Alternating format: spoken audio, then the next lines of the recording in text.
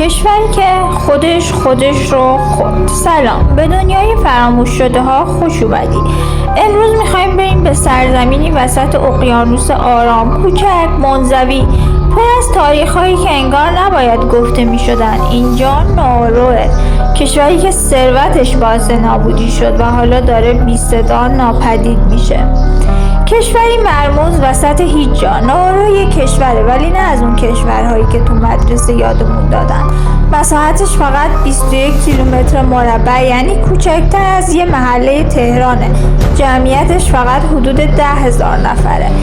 ارتش نداره، پایتخت رسمی نداره، هیچ رودخانه یا کوهی هم نداره. اما سوال اینه، چطور چنین جایی روزی ثروتمندترین کشور جهان بود؟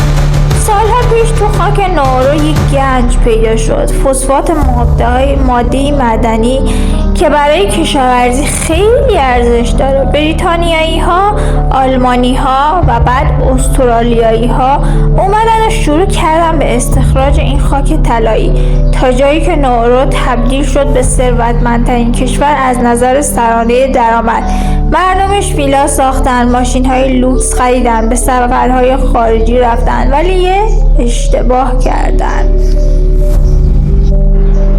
تمام ثروتشون رو خرج کردن بدون اینکه آینده‌ای بسازن. وقتی فسفات تموم شد، فقط یه سرزمین سوخته موند و 90% خاک نورو هنوزم غیر قابل سکونته. رازهای تاریک، پولشویی، زندان پنهان و رژیم جهانی. تو دهه 90 وقتی پول تموم شد، دولت نورو یه تصمیم عجیب گرفت. کشور رو به بهشت پولشویی تبدیل کرد. بانک‌های روسی، مافیای آسیایی، قاچاقچی‌های جهانی پولشون رو از راه نورو می‌شستن، تا جایی که FBI اعلام کرد نورو در یک سال 70 میلیارد دلار تراکنش مشکوک داشته. بعدتر استرالیا از نورو استفاده کرد برای ایجاد یک مرکز پناهندگی، جایی دور از رسانه‌ها، با دیوارهای بلند و پرونده‌هایی که هنوزم مهر محرمانه دارند. در این بخش میپردازیم به عجایب فراموش شده پرنده‌های باستانی و معابد گم شده. افسانه‌های بومی نورو میگن زمان این جزیره مسکن پرندگانی آسمانی بوده. پرنده‌هایی با بالهای طلایی که فقط در شب کامل دیده میشن. بعضی ماهیگیره‌های پیر هنوز قسم میخورن، گهگاهی صدای پر زدنشون رو تو باد میشنون. در دل جزیره تپه‌هایی هستند که به شکل طبیعی زمین نمیخونن. زمین شناسا بهشون میگن ذرات مرده فسفانی، ولی مردم بومی باور دارن اونها دروازه‌هایی نه به تمدنی که با اومدن سفید پوست ها از بین رفت. بخش پنجم امروز، نورو کجاست؟ الان نورو کشوری در لبه فراموشی و درگیر چاقی مفرط جمعی، یکی از بیشترین نرخ‌های چاقی در جهانه.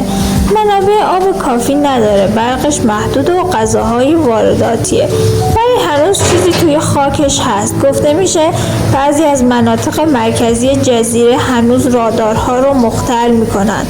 افسرهای ماهواره‌ای چند بار گزارش دادن که تصویرهای نورو در ساعتهای مشخص از روز سیاه میشن.